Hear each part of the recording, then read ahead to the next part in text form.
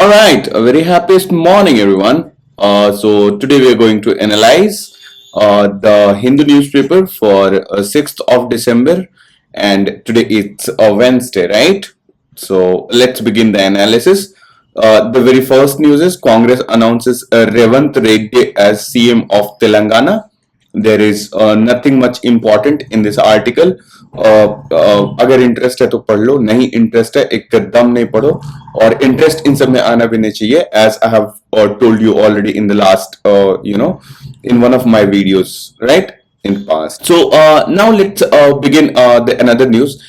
Mish Gong makes landfall in Andhra Pradesh and wreaks havoc. ठीक है, आंध्र प्रदेश में it has wreaked havoc, और इसका स्पीड जो है 90 to 100 किलोमीटर पर आ रहा है, और ये बापतला एक विलेज है, वहीं पे इसका पहला इंपैक्ट पड़ा था आंध्र प्रदेश में. It is in southern Andhra Pradesh, ठीक है, सदर्न आंध्र प्रदेश, ठीक है. तो this is where the landfall has happened, and the same thing as I had discussed with you all. जो फैक्टर्स वहां पे हमने डिस्कस किए तो वही सारे फैक्टर्स यहाँ पे भी आएंगे. पावर सप्लाई कम हो गया, कम्युनिकेशन है ना, वो travel and communication has been impacted, people's live have been impacted, ठीक है. तो ये सारी चीजें हम लोगों ने यहाँ पे देखा है कि ये सारी चीजें होंगी, and this is what has happened, ठीक है. All right, and the next very important news is this one. Global Stocktil draft calls for phasing out fossil fuels. देखो, ये ग्लोबल स्टॉकटिल, इसके बारे में हमने पास्ट में बात किया था. इसको ये लोग जीएसटी कहते हैं, ठीक है, जीएसटी कहते हैं.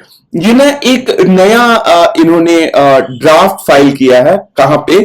On the sidelines of COP, as part of COP 28.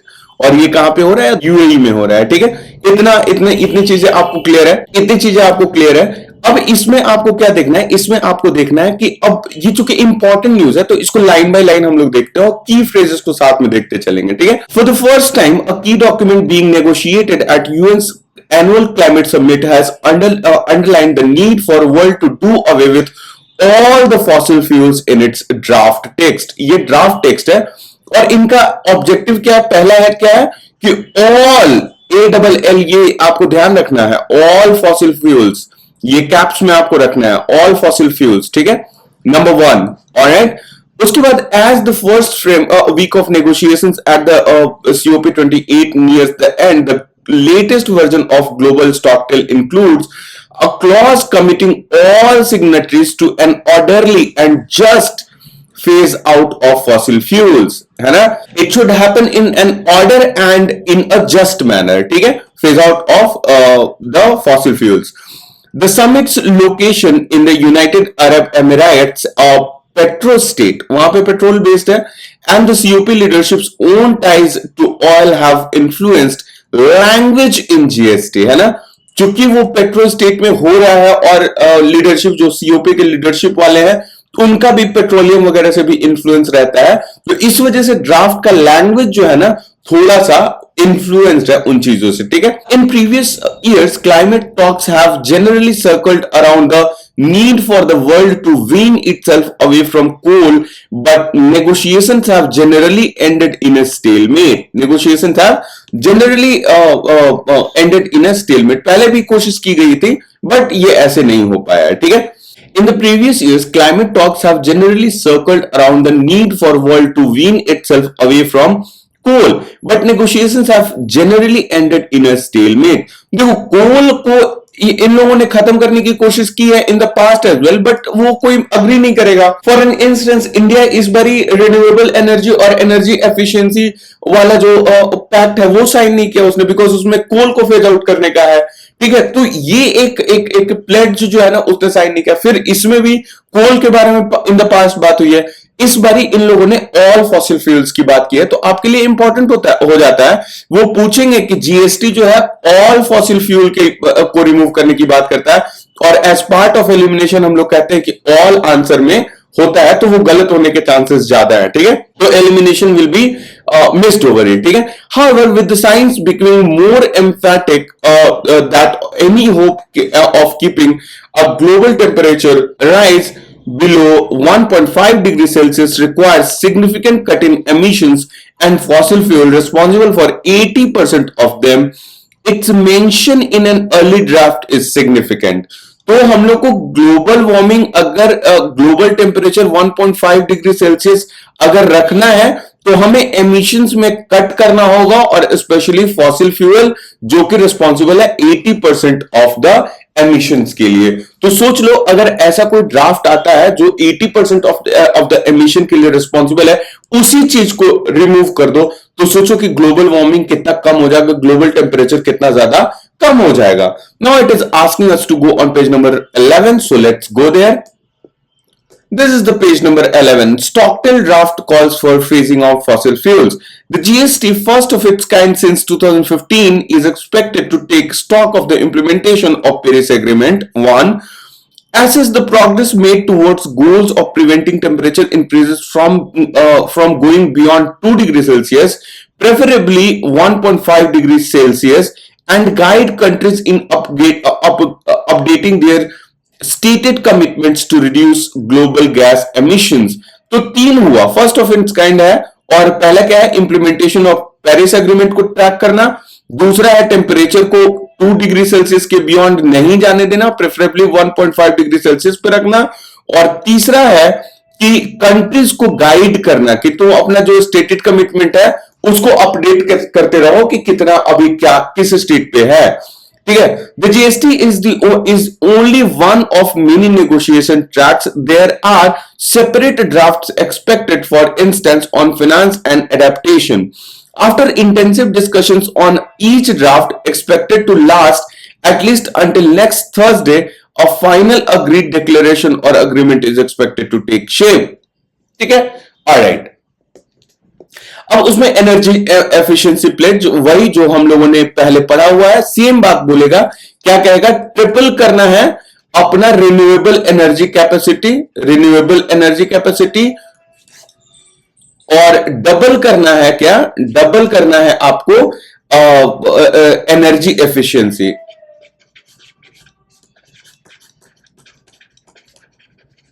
है ना, डबल करना है एनर्जी एफिशिएंसी। ठीक है, कब तक, बाय 2030 तक, और कब के लेवल से, तो 2022 के लेवल से। ये चीजें बड़ा इंपॉर्टेंट होती हैं, है ना।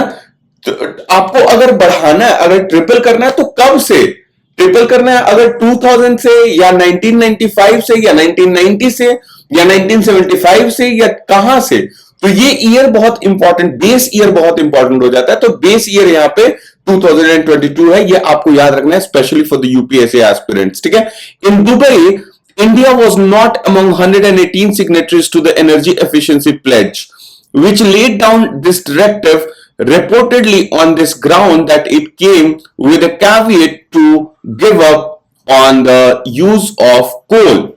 ठीक है, इंडिया उस वजह से सिग्नेटरी नहीं हो पाया, है ना, कि उन्होंने कोल को बोला कि कोल को आपको हटाना पड़ेगा।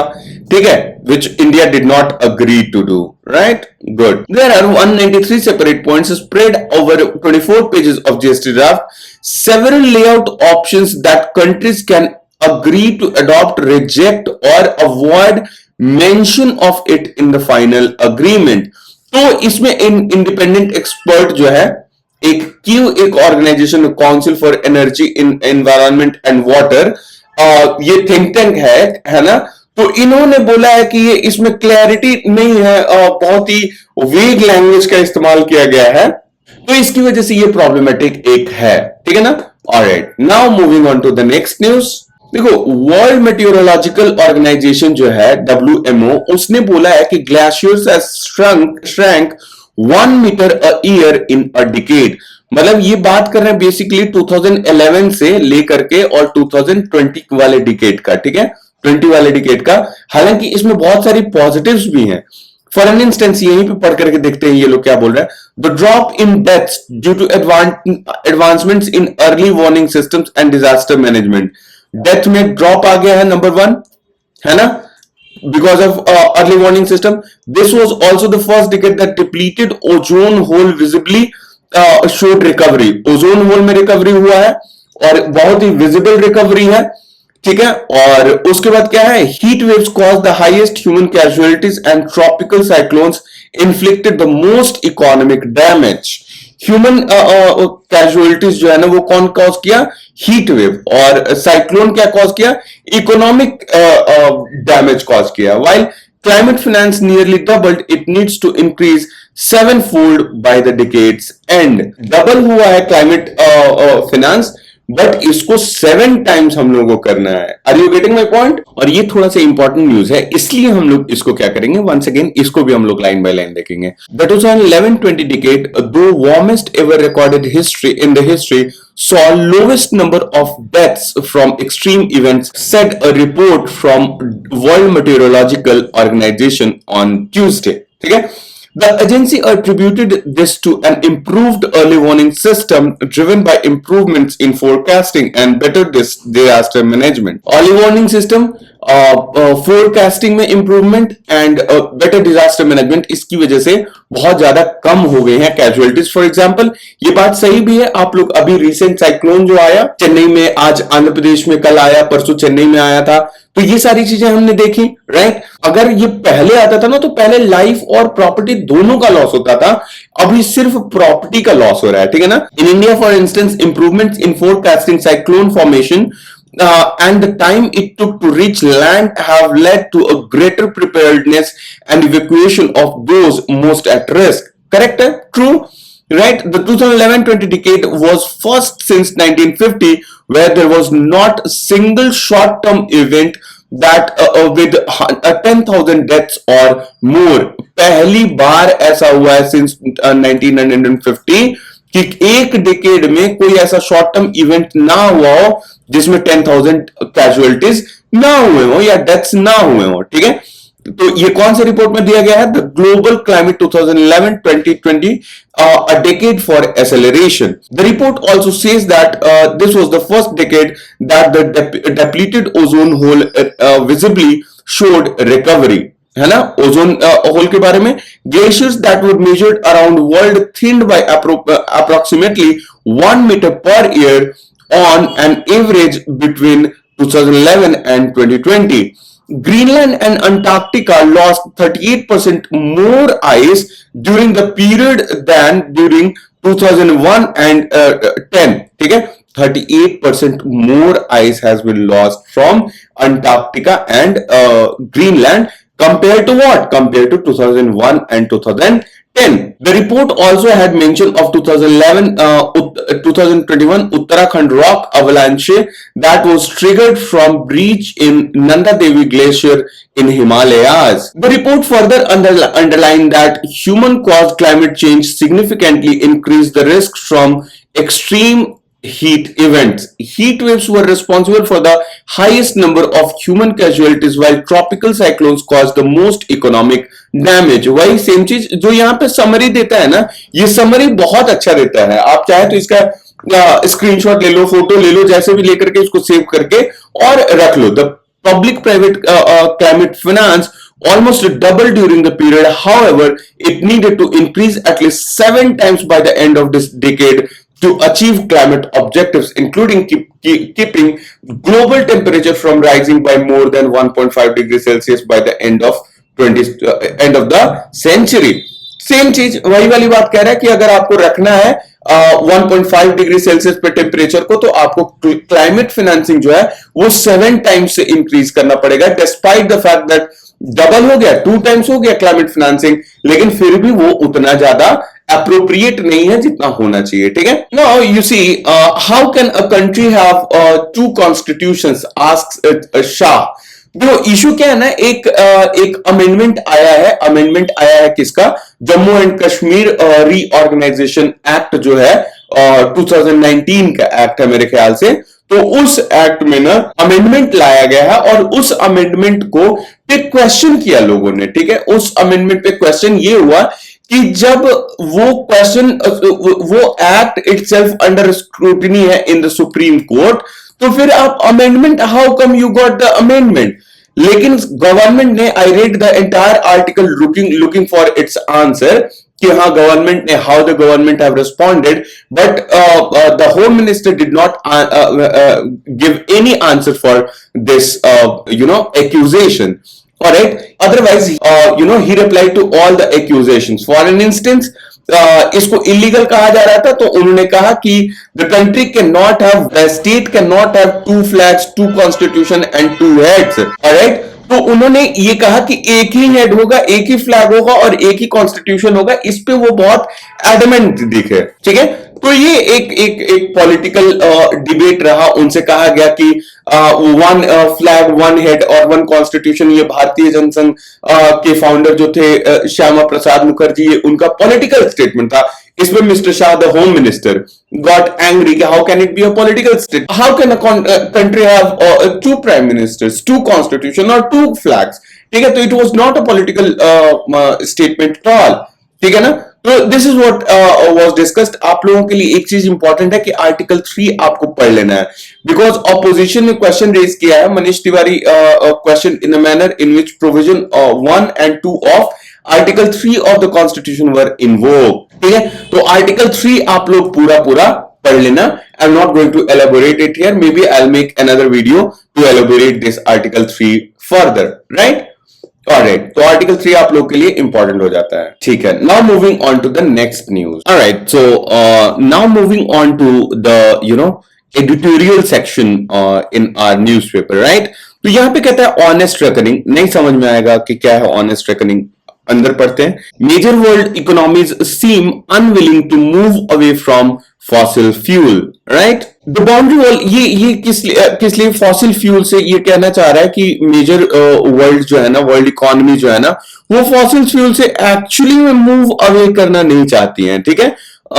Unwilling to move away from fossil fuel, इसके अंदर जब हम लोग पढ़ेंगे तो इसके अंदर की बातें जो है वो कुछ अलग तरीके की बातें मतलब दी हुई है कि हम लोग को 1.5 डिग्री सेल्सियस अगर रखना है तो इट हैज बीन फाउंड, ये जो अभी प्लेज हुआ है कि ट्रिपल करना होगा हम लोगों को, क्या चीज ट्रिपल करना होगा रिन्यूएबल एनर्जी कैपेसिटी।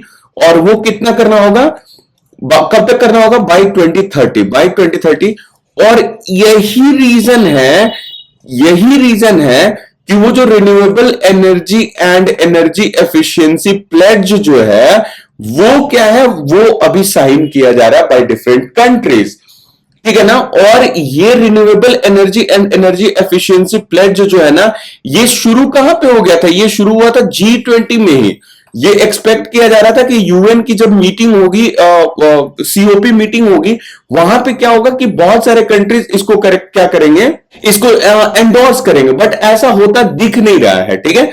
क्योंकि 118 नेशंस ने साइन किया है, 118 नेशंस ने साइन किया है, but India and China has not signed the declaration. और इंडिया और चाइना के इंडिया के ना साइन करने का रीजन है, इंडिया के साइन नहीं करने का रीजन है कि while still a draft text says that in their pursuit of triple renewable energy capacity, signatories should also commit to phase down unabated coal power, in particular ending the continued investment in an unabated new coal fired power plants. And this is a major red line for India. It is a major why it is a major red line for India, because ये कोल पे ना हम लोग बहुत ज्यादा dependent है। हमारा जो GHG है ना, उसमें 70% कोल से आता है, ठीक है, 70% कोल से आता है। तो ये इसमें ये सारी चीजें हैं। हालांकि ट्रिपल करने की अगर बात है तो India is not sharing away from tripling, because अपने NDC में, नेशनली डिटरमाइंड कंट्रीब्यूशन में इन्होंने ऑलरेडी बोल दिया है कि हम ट्रिपल कर रहे हैं, 170 है, 500 गीगावाट हमें करना है। तो जो रेस्ट डिफरेंसेस है 330 का, वो हम कर देंगे, कोई हमें दिक्कत नहीं है ना। तो वो कर रहे हैं, ट्रिपल कर रहे हैं। बट ये जो कोल पे जो डिपेंडेंसी आप खत्म करने के लिए कह रहे हो, वो हम नहीं कर सकते हैं। और द हिंदू ने एक बहुत ही बेहतरीन ऑब्जर्वेशन दिया है।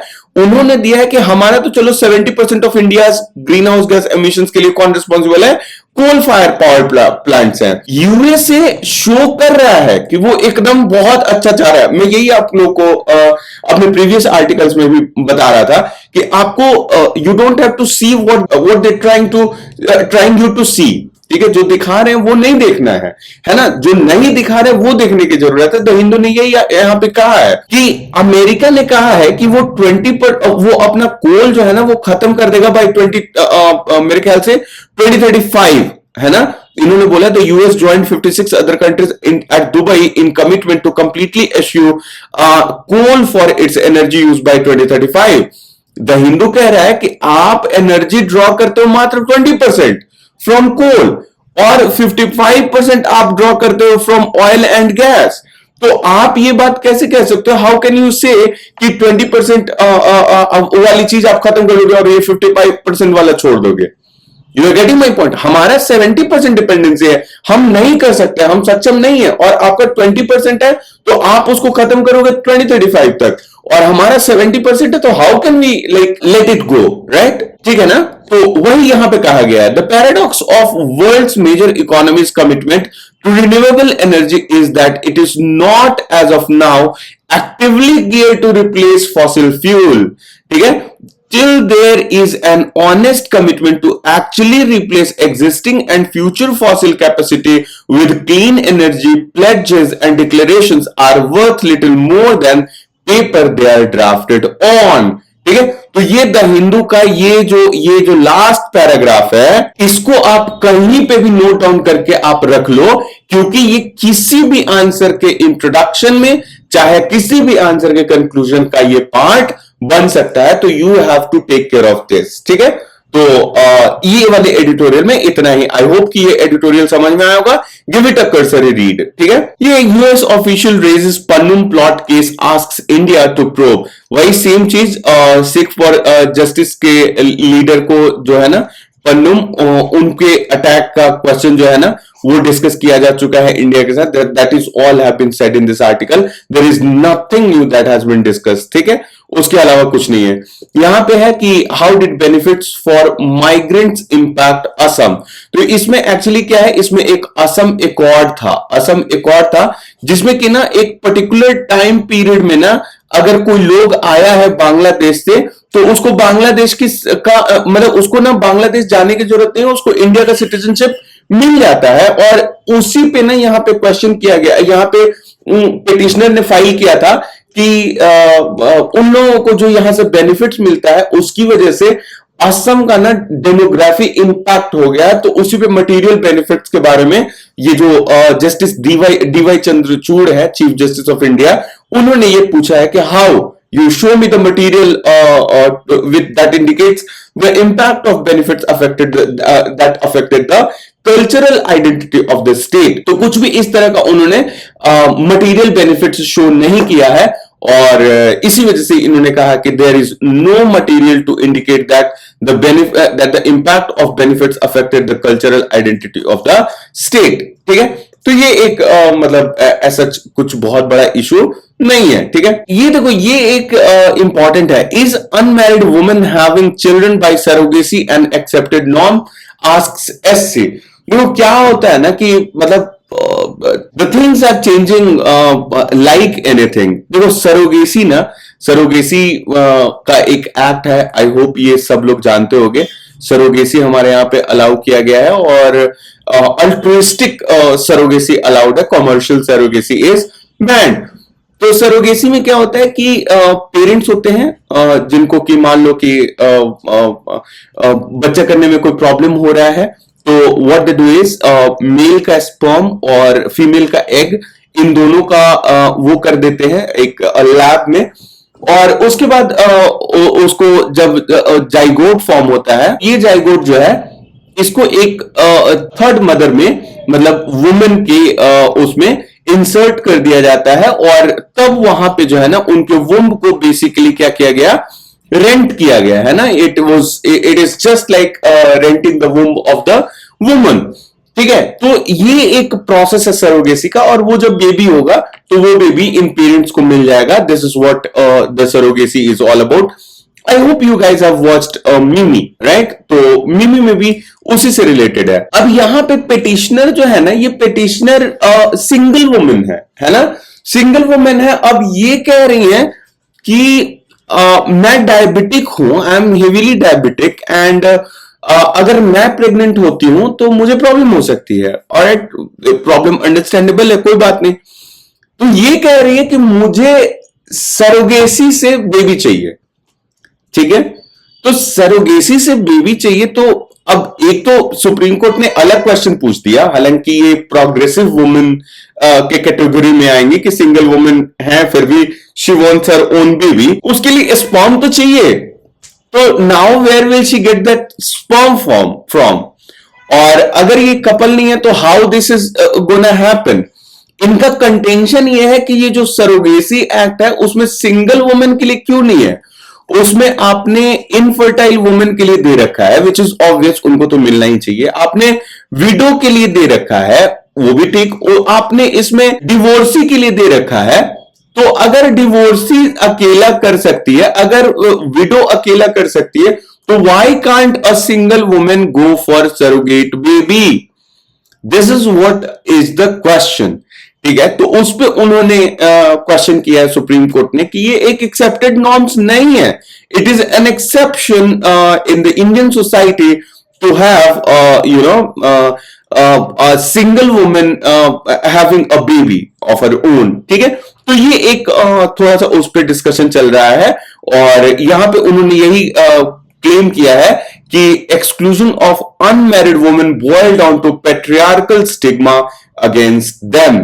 ठीक है, तो ये इनका कहने का मतलब है कि पेट्रियार्कल, ये एक अलग डिबेट है, नया डिबेट है और अच्छा डिबेट है। ठीक है, इस तरह के केसेस आते रहने चाहिए, थोड़ा सा मतलब ठीक लगता है कि हाँ चलो कुछ कुछ हो रहा है सोसाइटी में, है ना। I think it's a good thing, and even I don't know what should be the conclusion, what should happen, what should be the judgement, I am not very sure.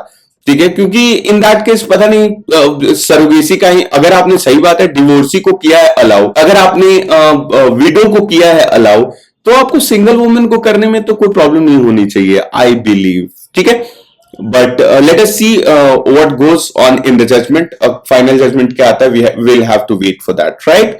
Alright, moving on to the next. Now ये देखो, ये एक health sector का ना बहुत बड़ा negative side है, cash for kidney, cash for query scam तो चली रहा है महुआ मोइत्रा पे, yesterday also we had discussed that, now cash for kidney scam and this is a huge। ठीक है, नेशनल, ये ऑर्गेनाइजेशंस का आप नाम लिख लेंगे, इन लोगों का नाम आप मेंशन करेंगे, national organ and tissue transplantation organisation NOTTO, and SOTTO state organ and tissue transplantation organisation. इन लोगों ने, ये लोग जो है एक इंक्वायरी करने जा रहे हैं इनटू एलिगेशंस की इंद्रप्रस्थ अपोलो हॉस्पिटल है दिल्ली में, वहां पे जो है ना, वहां पे कैश लेकर के और किडनी दिया जाता है, and you will be surprise to know the charge has been impose that कि म्यांमार के गांव से यंग विलेजर्स को लाया जाता है और उनकी किडनी को ना वो पुट इन किया जाता है रिच बर्मिस पेशेंट्स में। ठीक है, तो ये किसने पब्लिश किया था, ये यूके का न्यूज़पेपर है द टेलीग्राफ, उसने ये न्यूज पब्लिश किया है। ठीक है, हालांकि इंद्रप्रस्थ मेडिकल कॉर्पोरेशन ने, उन्होंने अपना सफाई देते हुए कहा है कि ये सब बेबुनियाद है, इल इन्फॉर्म्ड है एंड मिसलीडिंग है। ठीक है, तो this is what has been said in this article.